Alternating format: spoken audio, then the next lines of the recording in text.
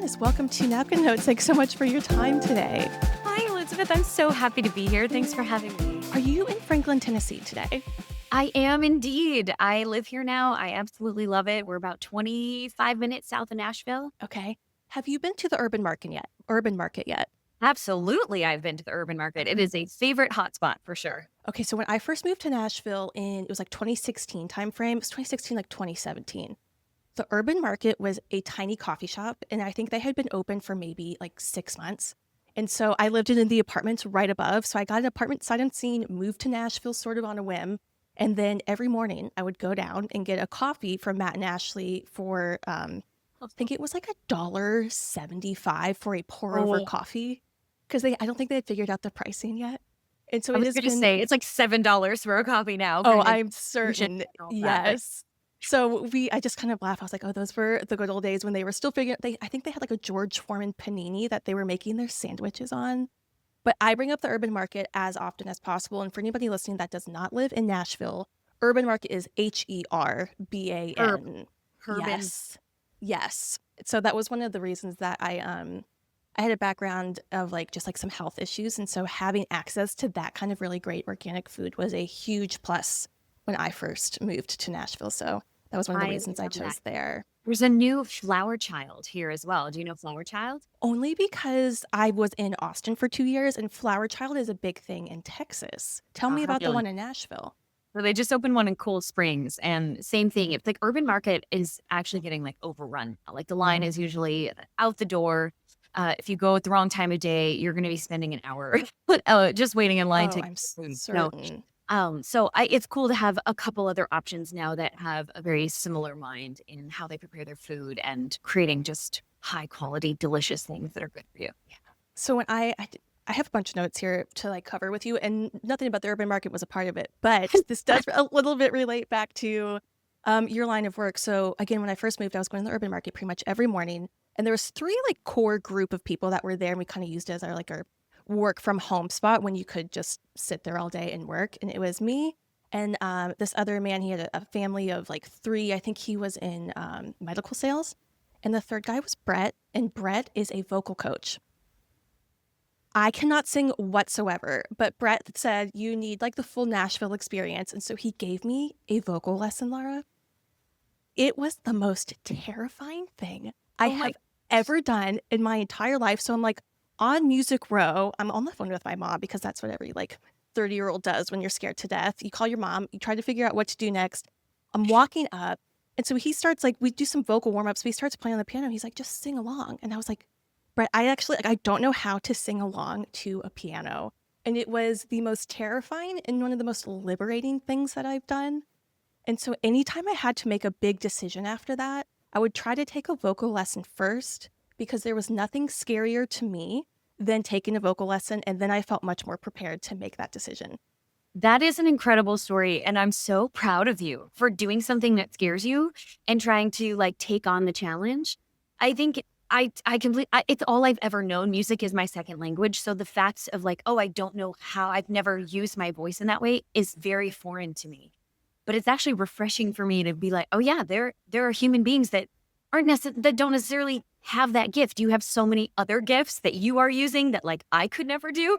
And so I guess that's true. Each his own. And good for you for just taking it head on. And you grow from those experiences for sure. I definitely did. And I learned a lot of limitations. I feel like I can kind of figure my way like in or out of any kind of situation, like if I have to like talk my way in or out of something. But that was one thing I was like, I can't rely on personality or smooth talking to get, like, it is just you and your voice. So it was terrifying and liberating. I feel like there might be some people in that situation that like discover that they have an amazing voice. They're like, oh, I just never knew. I was never given the opportunity, or I was never exposed to this. Like you never know in an opportunity or in a moment like that where you have to try something new that like maybe you'd love it. That's actually a good point. So I really can't sing, except I can do whistle voice. So I can do like a Mariah Carey note, but if you want me to sing like a normal song, it will be awful. So I feel like I can do this like strange thing that doesn't actually help you sing along to like normal music on the radio. But that was an interesting thing that we uncovered that day. There you go. It's your party trick. Yes. So when you were growing up, I think you started dancing before singing. Is that right? No, both. I think, Oh, okay. I sang like Castle on a Cloud from Les Mis the musical at my kindergarten talent show. And I grew up like acting out musicals in my living room. And it was very much a part of me, like singing and dancing. I started dancing too when I was 5, but probably singing before that. So So when as like early as you were able to speak, did you know that you could sing?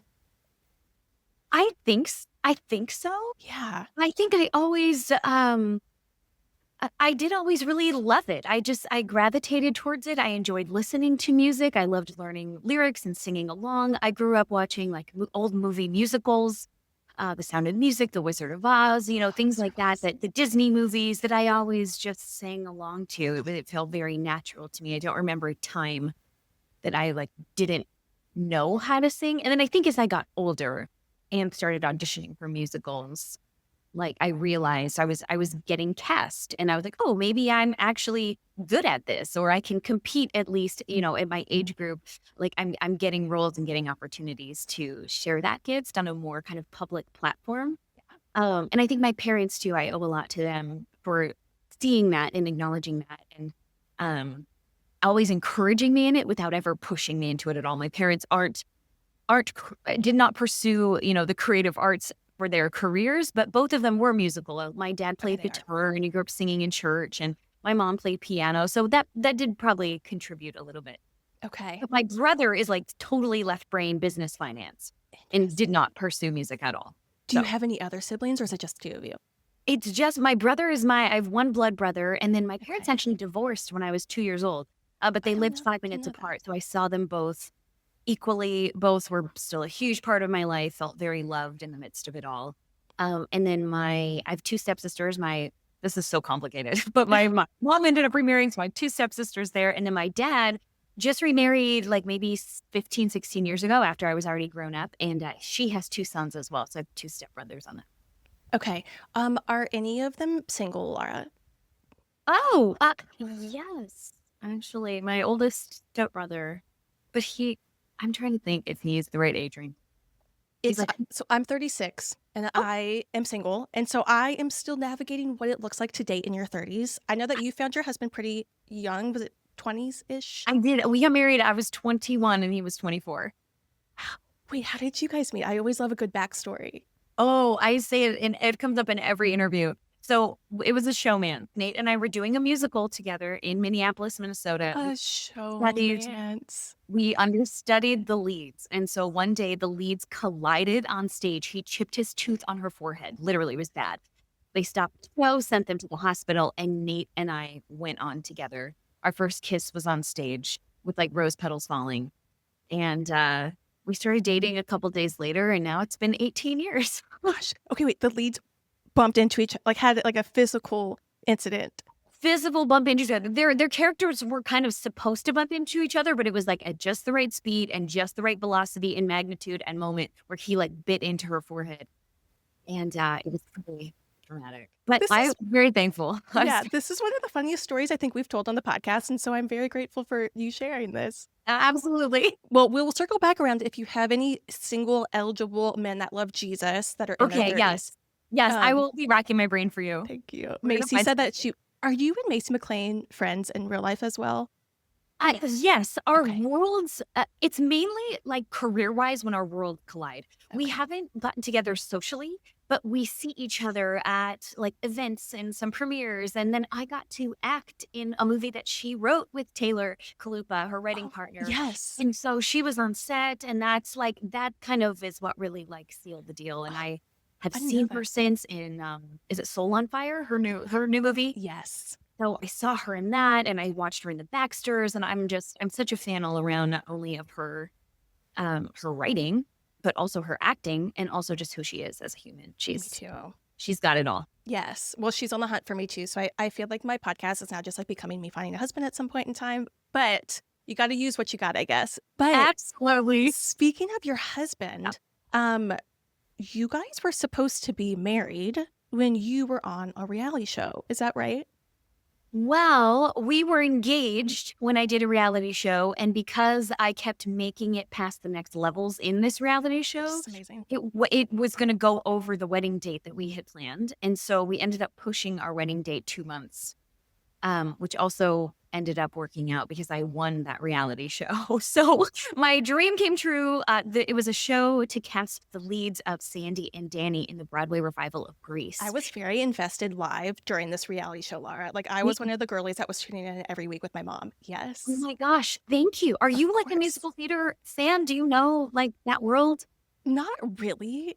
I say not really. So my mom and I do love like Mamma Mia and all of those types of things. My mom is also a huge Donny Osmond fan, so she got to see him on Broadway when he was there. So I feel like some of that does come from my mom. My mom was a dance major, so she has a little bit of that creative Yeah. brain. My dad was an engineer, is an engineer, so I feel like I'm kind of a fuse of both. And I am a big fan of older movies. Like I loved like the Alfred Hitchcock era movies, Grace Kelly, things like that. So a little bit, but not nearly as much as how infiltrated you are. Well, that's amazing. Thank you for even watching. I Of feel course. like people either watched it and were obsessed or like had never heard of it. It was like it reached a specific niche audience. I'm the very specific niche audience There you 15 go. years Well, later. thank you for that. But my dream came true and I just kind of felt this call in my spirit. I was in Minnesota playing Sandy at a dinner theater at the time. And like I saw the word like go, like God was like G-O. And I wrote a letter to my director in Minnesota and I said, I'm feeling like I need to fly to LA and do this, but I'm in your show right now and I would have to miss performances. What do you think? And he gave me permission to go. It was just like Wow. green light after green light, flew to LA, kept making it farther, right? And then I ended up having to leave that show early, move to LA for the live show, which was like 2 months of like every Sunday, us performing on TV in America, calling in and voting for their favorite Sandy and Danny. Ended up winning that show, postponing my wedding. But then we got married right after. So I think the show ended in March. We got married in May of 2007. And then I made my Broadway debut in July of 2007. It was a big year. And how old were you at the time? 21. You were a babe. That's a lot of transition to make in I 1 year. know. Wow. When you said that you saw the words or the letters G-O from the Lord when you saw that audition option, like to go. Yeah. Does the Lord always speak to you that directly? No, great Okay. question. I think it's in poignant moments where it's not like every day that happens or, regularly, but there are times where it's like, I'll have a knowing in my spirit and my heart where it's like, where I follow where the peace is. Yeah. That's how I've learned to actually like listen to God's voice and that discernment of going, of wanting to seek the peace. And then occasionally, yes, he will give me like a word or a picture. Okay. Does he ever speak to you through dreams? Sometimes, but less. I will say less through dreams. I do have dreams, but I don't remember very many significant like spiritual dreams. Okay, interesting. Yeah, when I was talking with Macy, she told me with the role of Beth in Soul on Fire, she was like, I knew once I saw that role that it was mine. Like this was what the Lord was calling me to. And so I think sometimes it is interesting when we do have that deep knowing, like either we kind of know what the end result will be, or we just know like, hey, this is the right next step I need to take right now. So that's Yeah. interesting that happened with you with that audition. And then having the courage to obey whatever that thing is. You know what I mean? So many people are like, I didn't hear that, or I didn't see that, or, it's too many things have to align and go right. Like, I'm not going to. And it's like, what a missed opportunity. Like, God knew I was going to win that show. And if I had been like, oh, I'm in a job and like, I'm not good enough, or like, his plan would have never come to full fruition. And obviously, I think he can direct any path. But sometimes when the opportunity comes, like you have to be ready to jump and take it. Yeah. And I think that has a lot, like that's the heart of partnering with God. And I think that when people, I think it was like in college one time I was leading a ministry and somebody asked like, well, if we have so much grace, like why do we even like worry about our actions here? And of course, like we want to have a heart for the Lord. But my initial response was, well, why would we want to miss out on the opportunity of partnering with the Lord on this side of heaven anyways? And so I think that is a big part of it. I do think that women have a really strong, I don't want to call it intuition, but like Holy Spirit nudge, like we can be very in tune with that. But you're right. The second part of that is you have to have the courage to actually act on it. And sometimes it's just one moment of courage to show up to the audition. And sometimes it's continuing to show up every Sunday on live television to have people vote in for you. Do you remember stepping on to your first Broadway show as Sandy for Grease? I do. What was going through your head? Two things come to my mind. First of all, the process of putting on a show I had been doing since I was 6 years old. So I felt surprisingly at home doing Okay. Broadway because I had been preparing for it my entire life. There's just more money behind it and like a little more pressure. And like all your costumes are custom made for you. And you have a wig that like matches your exact hairline. Like things like that were next level that I feel like Broadway just elevate. No other place can really replicate.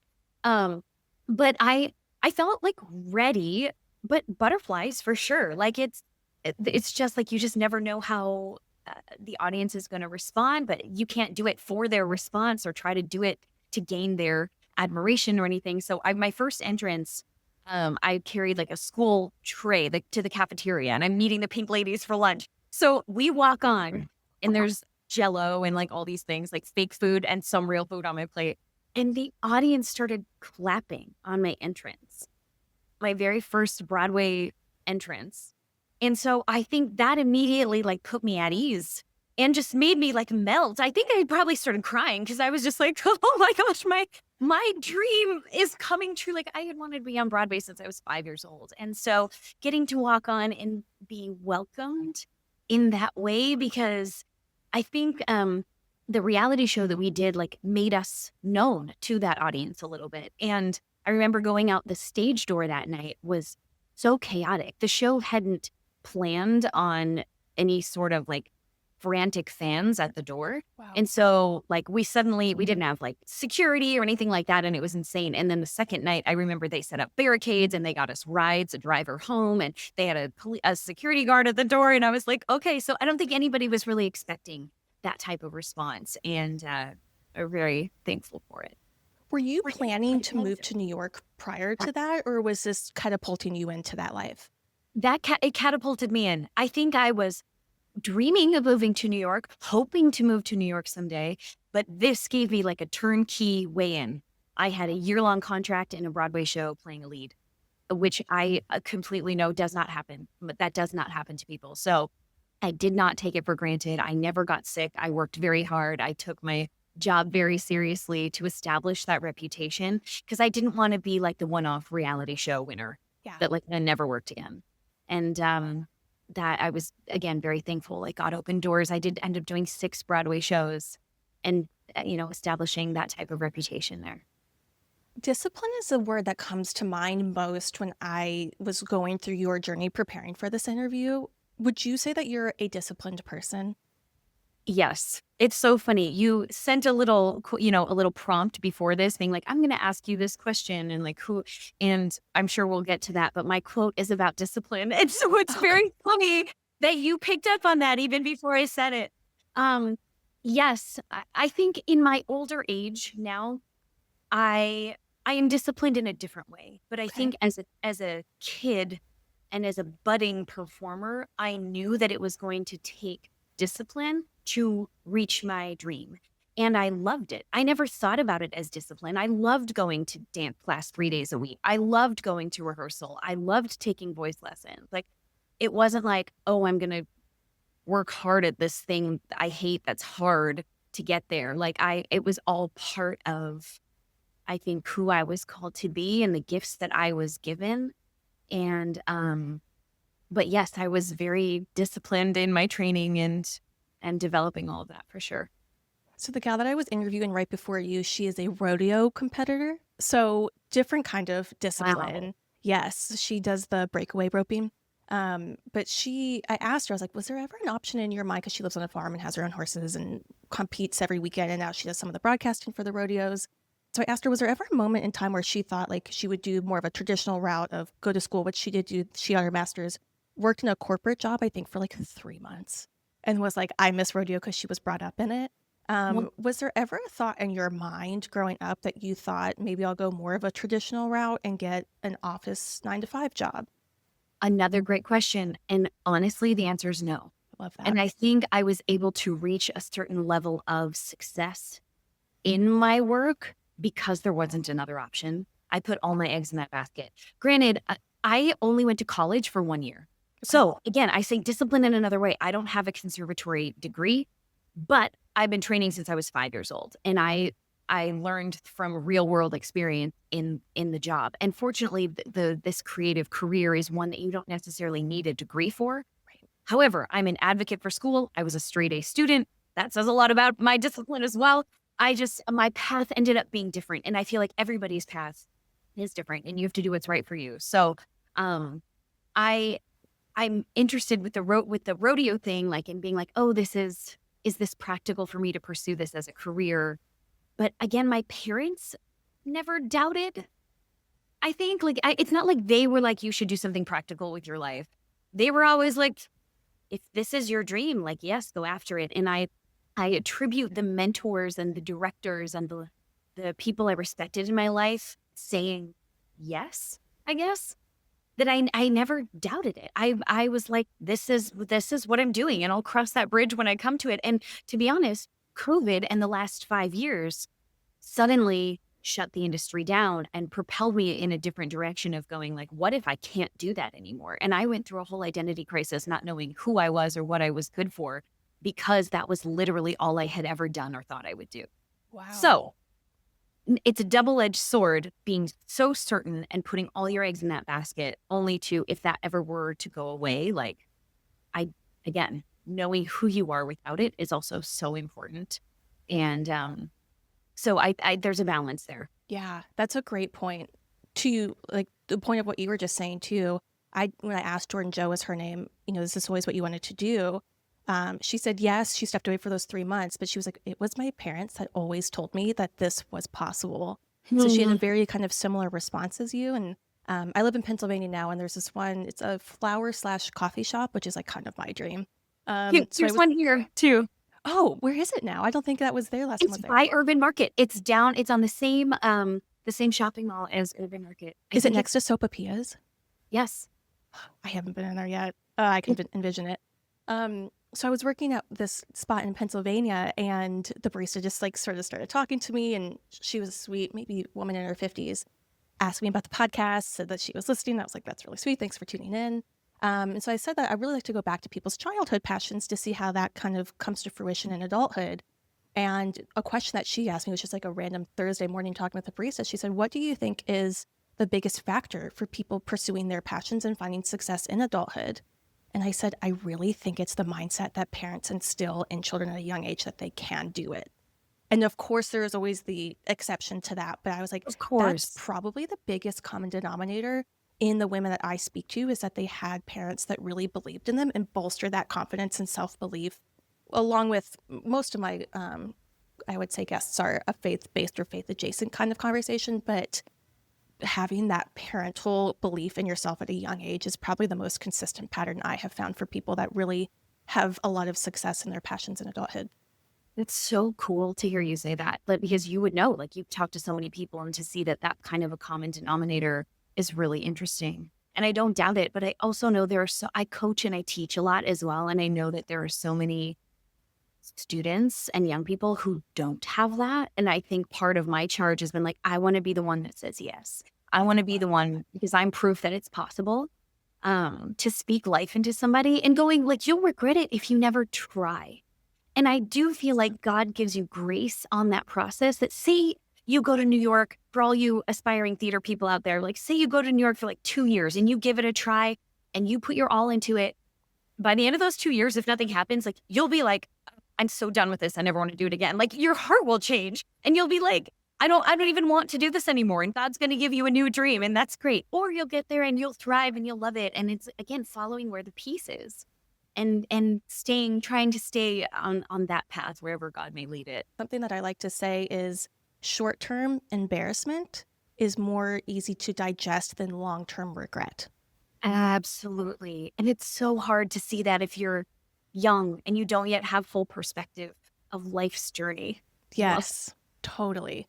So you did make a shift from Broadway after, were you on Broadway like 15-ish years? Yeah, 15 years. That's a long time. So now you did make that shift to Nashville.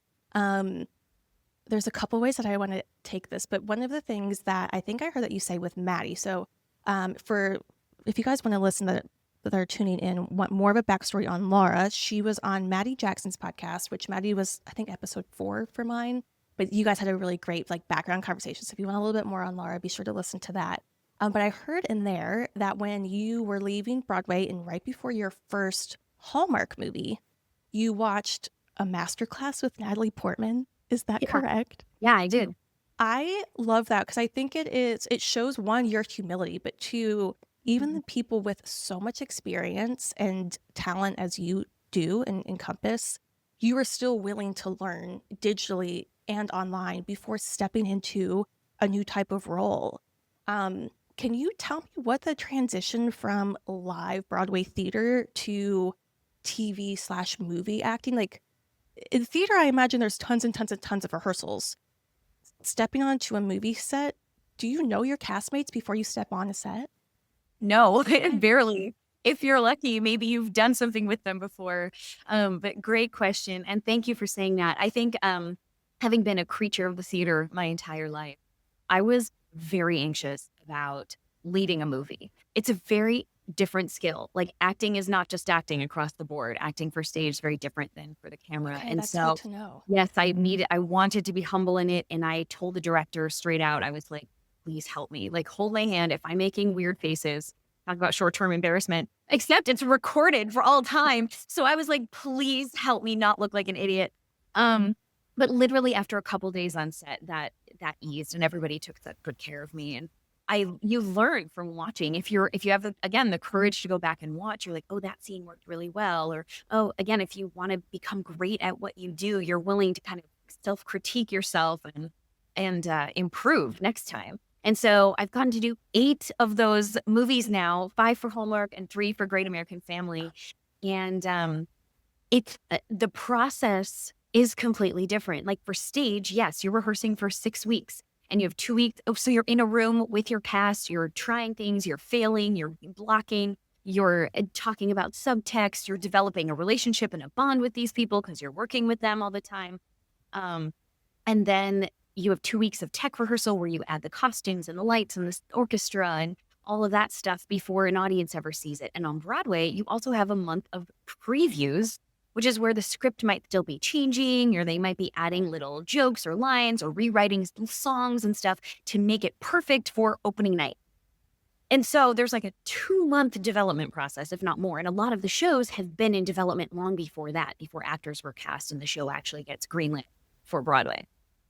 And in TV film, it is like, hi, I maybe got this offer 2 weeks ago. I read the script 1.5 weeks ago.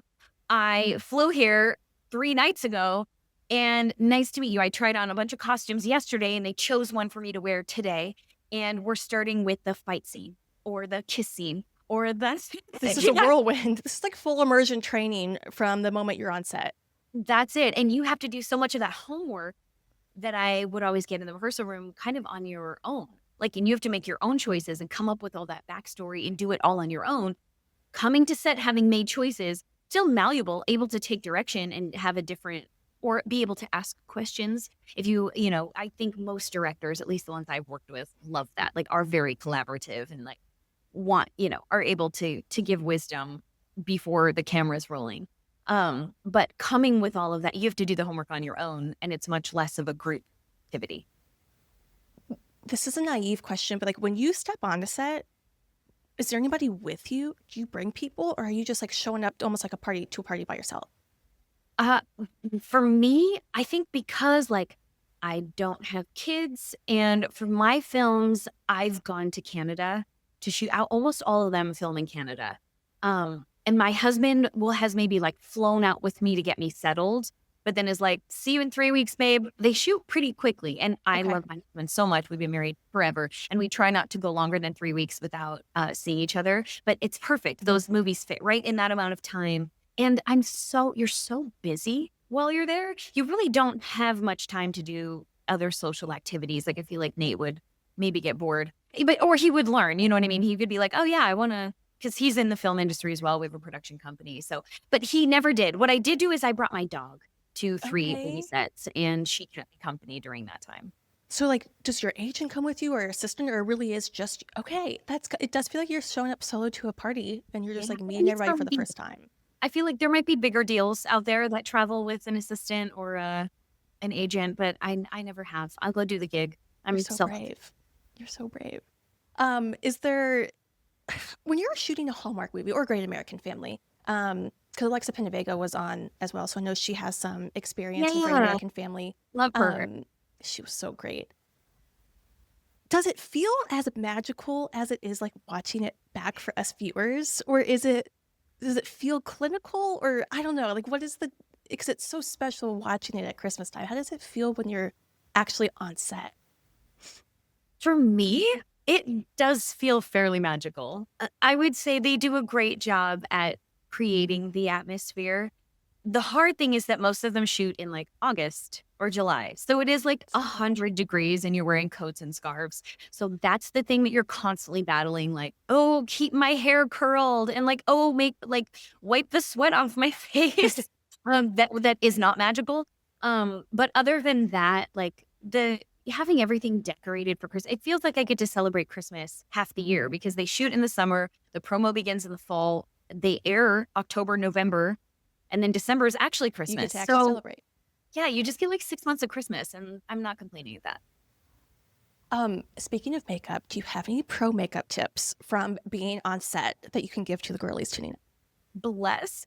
I have learned a lot actually. It's not like I feel like a pro. I'm like, there's a little mirror back here. I'm like, I'm not. It's not like I feel like a pro where I have like this is the one thing like I can't live without. But I've learned products over the years. I've learned like what looks good on my face. I think that's maybe what I've learned the most is that I'm like, oh, I really like filling in my brows. Like here we are giving away my secret. I'm like that That's helps, huge. and then I'm like, oh, I love mascara. I love a lash.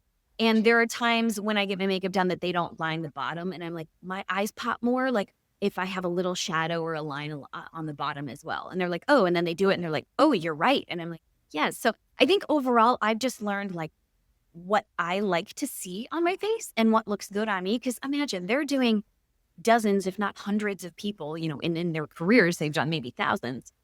That it's like what works for one person might not work as well for someone else. So, Sure. and then I think there have been products over the years that I've particularly liked, but I'm not religious about products actually. I kind of like trying new things.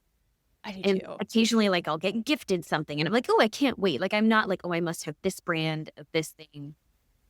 Okay. All It's the just time. you and I were talking off screen beforehand, and people know I've been dealing with eczema on my eyelids. And so I am usually like, I don't wear a lot of foundation, but I usually wear like the eyeliner, the eyeshadow. I love a good mascara. My eyelashes are the one thing that like always work without a lot of extra effort.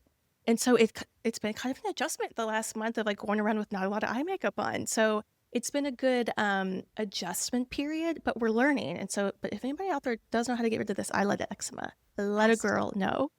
Um, I wonder if a primer would help that or if that would like dry it out more. I wonder. I will come back with a full report because I'm willing to try anything at this point. Okay. Um, And yeah, people send tips. We all want to know. we need to know. I was watching a Hallmark movie, maybe it was last year, and I started to notice there is always a very big, bright pop of like blue color of like jackets and so then I started like, once you kind of clock it, you keep noticing. Is that an actual thing or am I making that up in my head? So funny. I literally am thinking of the blue pea coat I took from a Hallmark movie that I wore yesterday. That like this completely validates my assumption. Okay, so that is maybe kind of a thing. I think, and this happens on stage as well, blue is a very leading character color. Okay. It pops in a crowd. It can be romantic. It's obviously masculine, the blue, but like women, a deeper blue or a more royal blue, also like it's the color of of a lead character. And I'm sure now that we've all addressed it, you will begin to notice it more. I think in the Christmas movies, there is a lot of red and green. I'm often wearing a random green coat that I would like never wear in life, but it's Christmas and it's Hallmark, and so you have to. But I would say the colors bounce between red, green, and blue. You are right. Do you get to keep your clothes from set? It depends on the wardrobe supervisor. And there has been times where they're like, yes, take whatever you want. There's also been times where like, yes, I think we can spare like 8 pieces or pick your favorite 5 pieces or something like that. And then there's been other times where like, yeah, you can buy anything you want at half price. Okay. So then, it depends. It varies. Sarah Jessica Parker just did a podcast, very not napkin notes-esque, but on Call Her Daddy. Alex Cooper obviously has a huge podcast, but she said on there she wrote it in her contract in season 1 for Sex and the City that she got to keep every single piece of clothing from every episode throughout every single season. Well, the way to do it, write it in your contract. Yes, she had a very good lawyer from day one, apparently. Oh, go ahead. Oh, I was just going to say, I actually wrote in my contract I got to play Cinderella on Broadway. Yes. And I did write in my contract that I would get to keep a pair of glass slippers.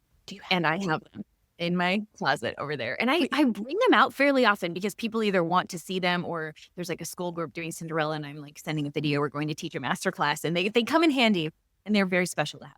I was going to ask you if you would send me a picture afterwards. Should you I remember? Absolutely will. That would be really special. Wow.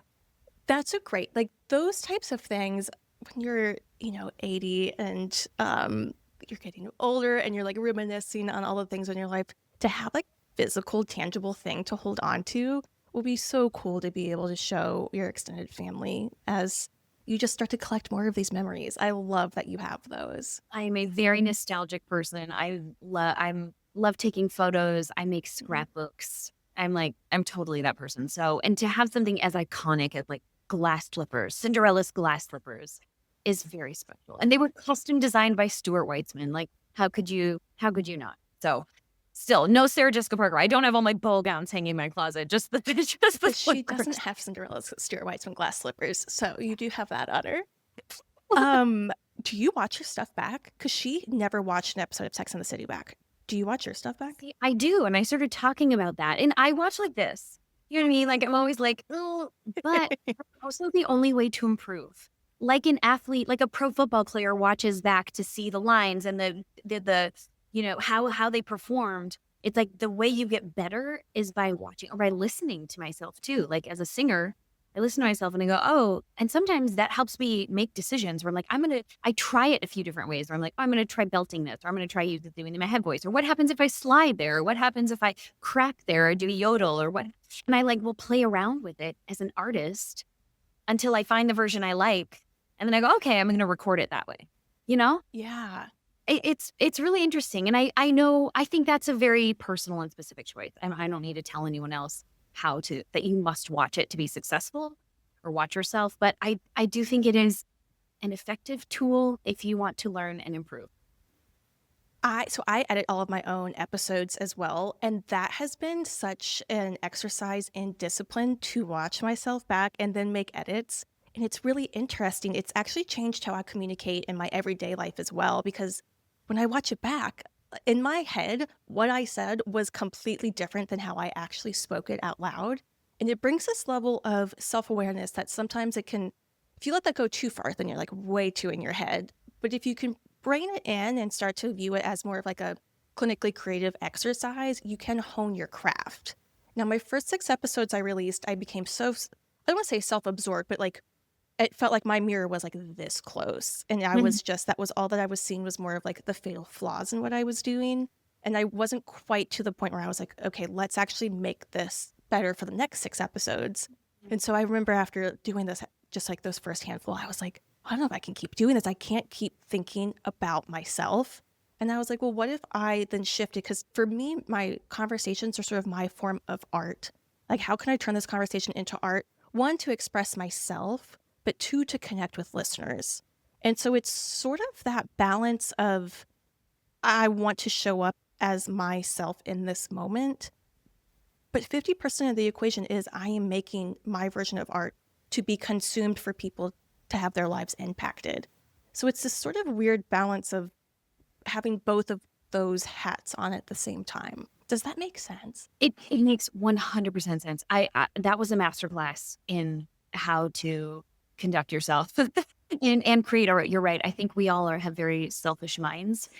And it's not, sometimes it's not intentional. Usually it's not intentional. And of course, it's your life and your image, and you want to, have it curated in a certain way. But remembering it's for others. Everything we do should also be for others. Everything I post should be like, I hope this helps someone. I hope this makes someone smile. It's not just about, oh, look at me. So transforming your heart and your mindset in that way is so beautiful. I love it exactly the way you said it. Thanks.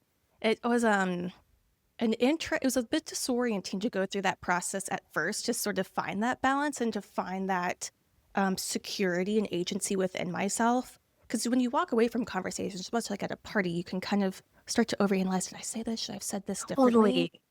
But to stay really present and just to trust yourself and the other person on the other side of the camera, to be like, I think this was what it needed to be. And if we need to change something, then we can. But to feel secure in that and to walk away and not remain in my head in that moment the rest of the week. And that can be the part of like letting go. Absolutely. And this comes back to the fear of ever putting art out in the first place because of it not being good enough or you being too self-critical. And I'm like, don't get so far to that place that you never put out your song because you feel like, oh, you're too critical. You're like, let it be a mile marker for where you are at that moment in your life and in your artistry. And then you watch it back or you listen to it, you release it, and then your next song can grow and be different. Like I had to get over that hump as well with releasing new art. And I was like, what if only 2 people listen? Like, is it still worth it? And then you're like, yes, it is. Like, yes, it is. Like creating something and putting something out into the world is worth it. And it's going to reach the people that it needs to reach. I love how you said this is a milestone of where I was at that point in time. I think sometimes and I know others that I've talked to in the creative community, we're like, this will be out there forever. This has to represent who I am today and 10 years from now and 10 years prior. No, it represents where you are now. And that releases so much pressure. Yes, Thanks I agree. for saying that. Good. Yeah. I'm glad it resonated. Yeah. So you do sing, obviously, and I know you put out your own music.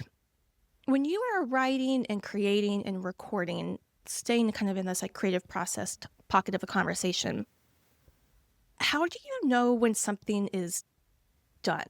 Whether it's a scene or a take or a song, in your creative process, are you like, okay, this is final? I don't know if there's a definite answer to the question. Mm-hmm. I think as artists, like nothing's ever done. And you could always perfect it more. Yes. I have a good writer friend of mine that just sent me a draft of a script that she wrote, and I waited a week or a couple weeks, I think, before I could actually read it in my schedule. And she sent me 4 different drafts in that version. And then when I opened it, I was like, reading your script tonight. And I sent her a screenshot of the cover page. And she was like, wait, I have a new one. And she sent it to me. So like, which I love. I'm like, yes, be the best artist you can be and make it as great as you can up until the final hour. But don't let it feeling incomplete prevent you from doing it in the first place. So I think with the songwriting, it's different. I had never written songs before I moved to Nashville. Oh, and so I've been that. paired with songwriters. I don't do it by myself because I don't feel experienced enough to do it. But I'm like, I have something to say. Help me craft it in a way that's artistic and musical. Sure. And I feel like you finish writing a song in 3 to 5 hours. And then occasionally you listen back and then you're like, oh, I think I want to change this lyric.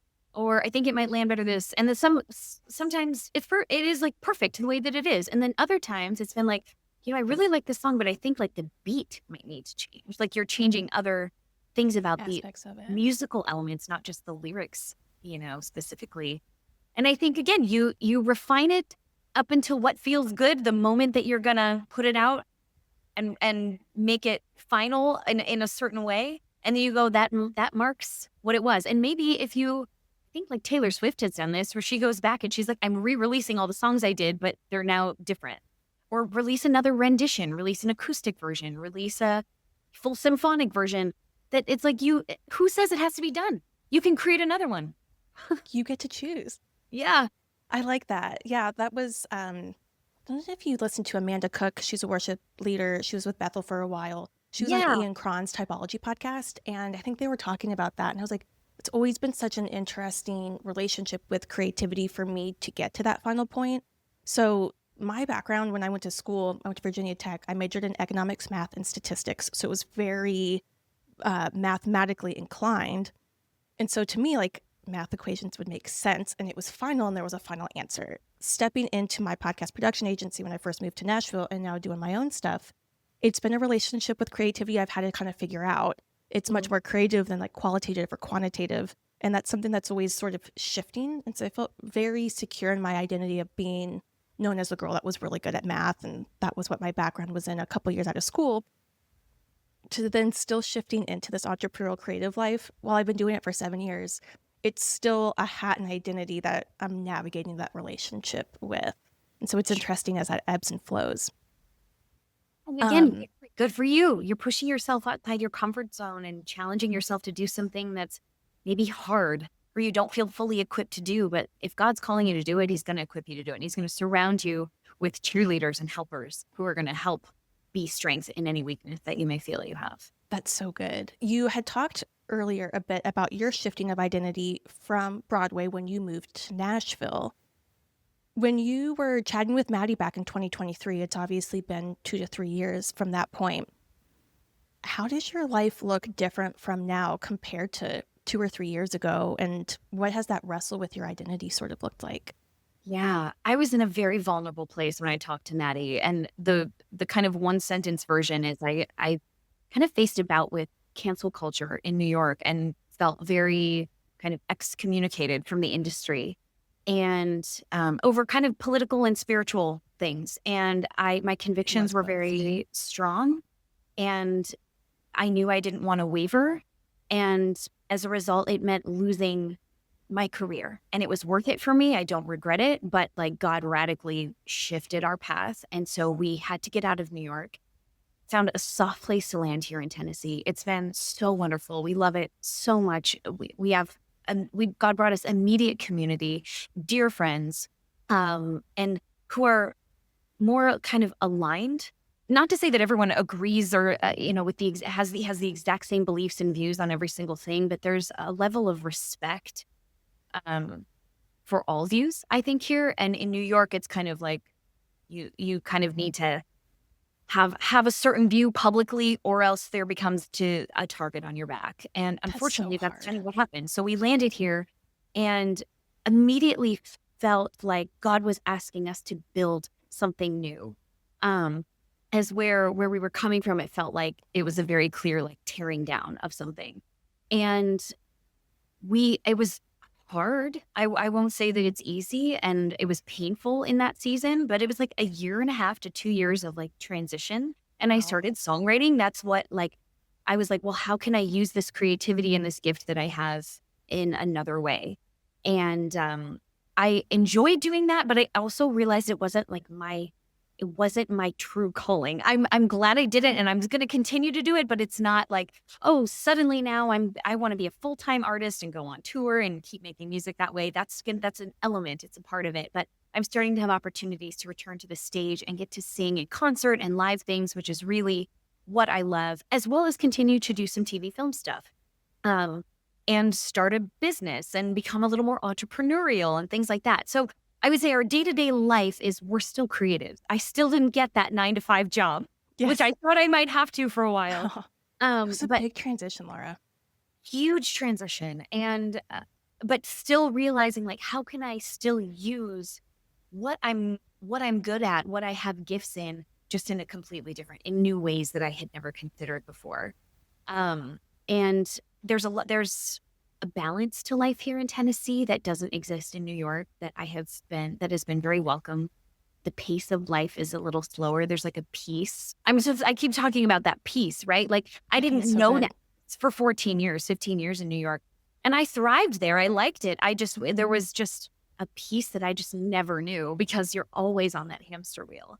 And now that we're here, it's like, oh, it's been a fresh shift in perspective. And I have a big birthday coming up. So it just feels like a whole new page, is being turned, and I'm just entering a new season. And a lot of people have asked, like, would you ever go back, or do you miss it? Do you wish, you were still there? And I honestly, there are things that I miss. I miss performing at that level, with that level of excellence, and getting to do things at that level. Absolutely. But I don't wish I was there. And I think if anything does ever take me back there, it's going to be the right job and the right time with the right people. And I will know. But right now, nothing has excited me about wanting to go back in a way. So I the love right that. thing will have to come along. Another pattern that I've found in my conversations with people is kind of breaking down purpose, assignment, giftings, kind of areas of favor in different parts of Yeah. our lives. Yeah. And it's interesting because I think our purpose is always to glorify the Lord and reflect his image on this side of heaven. So like our security and our salvation is always like the lens that I look through. But then there are different giftings, which I think are pretty steady throughout our lives, like the things that we can really find favor in. But how those giftings show up in different assignments and seasons has been really interesting to chat with people about. One of the examples I'll give to is I had a gal on, her name is Mary Hollis, and she was right out of school, she did weddings. And so she would help, she was a part of an agency and she would help put on weddings. But she loved events. But later on, after she got out of that, then she opened a rental event business. Then she became an author talking about the stories of those different parts of her life. And I was like, oh, it's interesting. Like our giftings kind of follow us, but it's almost like a diamond when you like start to pivot it. How they show up in different seasons is really up to how the Lord wants to put those on display. And so that was just sort of what was coming to mind of like all of your giftings are still there with your acting and your singing and your dancing. It's just how they're being executed on is different in this season. And I think that is something a lot of times people will ask me like, Elizabeth, how did you find your thing in podcasting? And I sort of stumbled into it, but it's one of those things where I was like, I think my giftings have always been there.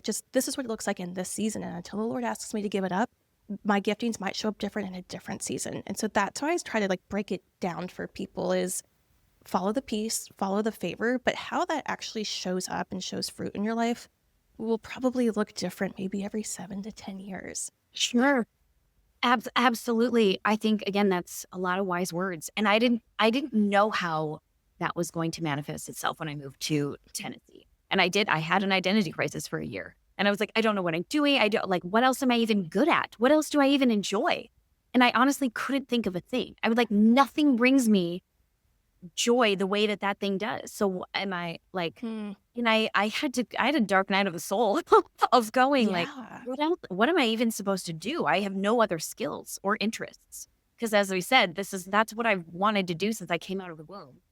And it was good. It was good. I had to really ask some big questions and seek the Lord in direction and dream a little bit, throw some things at the wall and see what sticks. Because there were plenty of things in that season that were like, maybe this that didn't stick. And time really does help reveal, but you have to be patient. It didn't happen quickly, right? I'm like, oh, I just came to Nashville and like started writing songs and oh, look, I've made 2 more movies. And like, it didn't happen quickly. It took patience and trusting and seasons of discouragement and walking through kind of a dark time to come out the other side and see the beauty that had come from the ashes. Yeah. And going like, oh, and we're still building. Now we're living in the sprouts of the beauty that hopefully will become flowers or trees in the coming years. And forests at some point in time. There you go. Amen to that. It's interesting because you watched that masterclass with Natalie Portman before you hopped on set for Hallmark. But you're sort of creating your own digital masterclass version now with is your husband a part of this new venture as well? He is indeed. Can you tell me a little bit about what you are creating, what you've been cultivating over the last couple of years? Yes. So part of this new chapter and taking the skills and all of the time that I spent on Broadway, I realized that, I love to teach and coach, but when I hear the words teaching or coaching, like I've never wanted to do that full time. I've never thought about getting like an academic job anywhere, coaching theater people. But God gave me the word. Here it came again. It happened. And he said, equip them. Wow. I'm going to chills. And equipping somebody, I have the tools to do that. Mm-hmm. And I thought like, I have to do this. And so it was a friend of mine who also has a very successful course platform within her niche. And she was like, Laura, I think you need to do this for theater, for the next generation of aspiring theater performers. And I came home and I talked to Nate about it, and Nate got totally on board, started doing some research. Again, another yes man, okay, you're feeling called to this. Like, how can we make this happen? And the more we started researching, the more we realized, like, if we're doing it for me, why not bring on other people who are expert at the things I'm not an expert at? I get asked a lot about teaching voice lessons, and that's not my forte. What I love is acting through songs. So telling a story, bringing a song to life, and teaching someone how to shine in the room, in the audition room or on stage, and make an impact more so than like actual technique. Okay. And so I was like, well, what if we got some other Broadway pros in here to help create a platform to help equip the next generation of aspiring theater performers? And so we created Stagecraft. I have our little postcard here.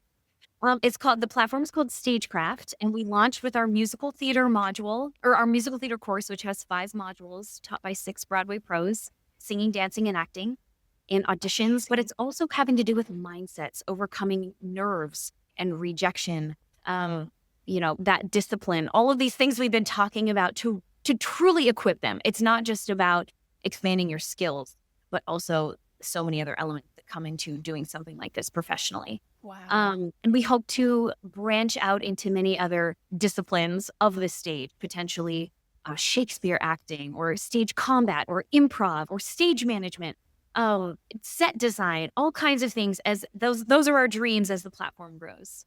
Wow. So who are the other people that you garnered around you to be a part of Stagecraft?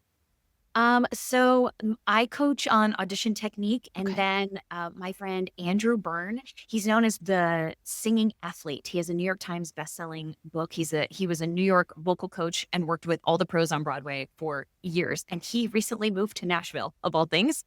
So Amazing. Andrew Byrne has a vocal class.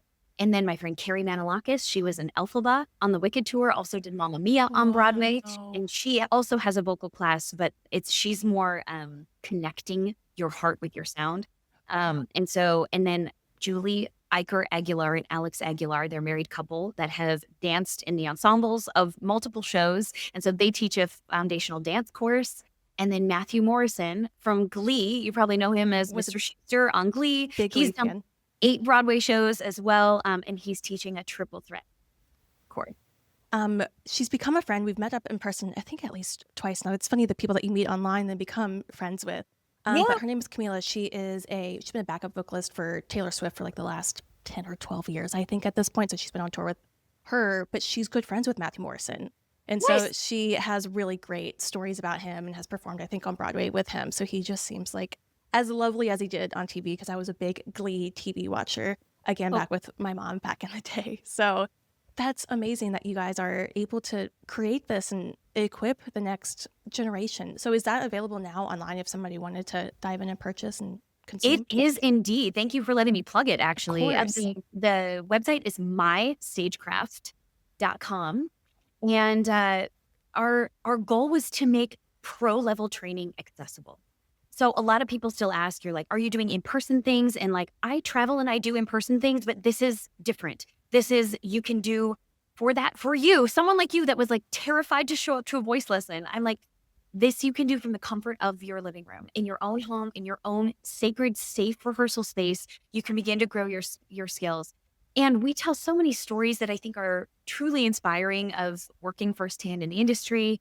And it can be I would say our target age range is probably like high school into young college. Perfect. But if you're like a regional amateur actor and I think you would absolutely benefit from it. So we don't dumb it down, but we also want to make it accessible for, all ages and people that are wanting to do this. Oh, I just love that.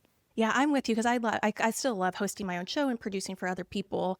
And there is an element now of education in my business arm as well. And that wasn't necessarily like a huge passion of mine to educate, but equip does feel like something that encompasses more. Well, thank you so much for putting the time into that and for sharing that. I can't wait to see the feedback once you start to get some more students in, because that just went live recently, right? Literally like 2 weeks ago. So now comes the ground game of doing the outreach and letting people know that this fabulous resource exists. Well, I am so excited for that. Laura, I should have asked this at the beginning of the conversation, but here we are at the end. This is like very me. Every single time, like I miss the whole purpose of the conversation because I get caught up in something else. But is there somebody in your life growing up that you would not necessarily be Laura Osnes, the Broadway star or the TV star, and now equipper without this specific person in your life?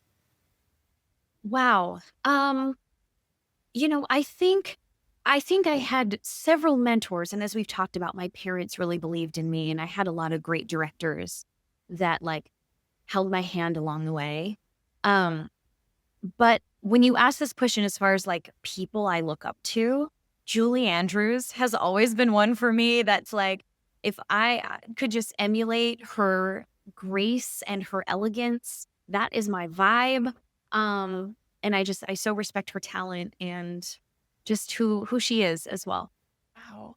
And then we can see if we want to take this next question from like a Julie Andrews perspective or somebody else. But is there a phrase or a saying that somebody impactful in your life was known for that has really resonated with you to say if you wanted to write it down as a napkin note for somebody else, just like a phrase that you really held on to? Well, I did find a Julie Andrews quote that Oh, I actually use in my Stagecraft course. So, like, and it has come very full circle. And the quote is, some people regard discipline as a chore. For me, it is a kind of order that sets me free to fly. And I just think it's really beautiful that actually all of that, it means you're preparing so that when the time comes, you're prepared. You're not nervous. You're not fumbling because you've put in the work to be able to succeed and fly once the opportunity comes. I think that is so important. And that is something that I have continued to learn as part of the creative journey over the last 7 years is you do have to work and prepare yourself before the opportunity presents itself. But you do have to prep before the presentation because otherwise you won't be equipped when the opportunity does present itself. So Laura, thank you so much for your time today. Where can everybody find you? Where can they find Stagecraft? We'll put that in there again. Yes. We didn't get to talk about your production stuff at all, but if there's stuff in there that you want to plug, I would love to hear about that too. That's all stuff happening behind the scenes that we really hope to help to have something to show more publicly for it next year.